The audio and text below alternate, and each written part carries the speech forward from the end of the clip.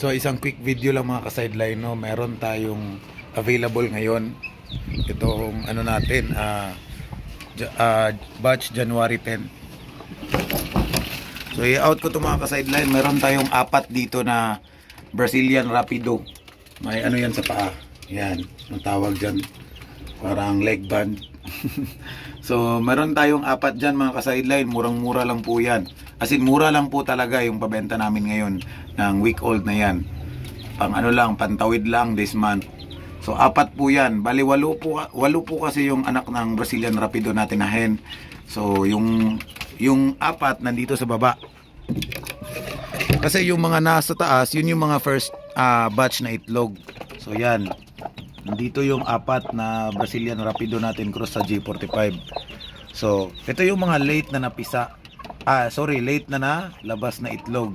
So pinalimliman ko sa nanay, yung mga unang batch ay in-incubate. So out of 9, 8 yung nakalabas. So yung sa taas, yung mga nauna, ito sila. For out po ito. Yan. For out po yan. And then, General Santos City lang po yung location namin. And then PM nyo po ako sa Facebook account ko na SB Lines. Doon po magre-reply tayo sa iyo kung interesado ka dito. General Santos City po ang location.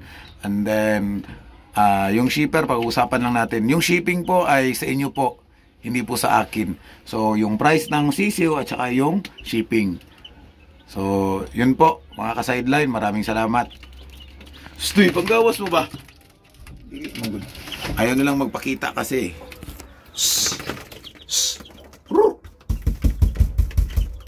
Nakatago lang doon sa ano.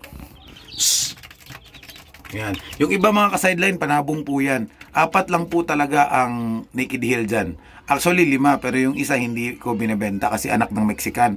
Yung 4 lang talaga yung binibenta dyan. So bali 18 heads po ang nandito sa loob. So ito po yung kulungan natin. Yan.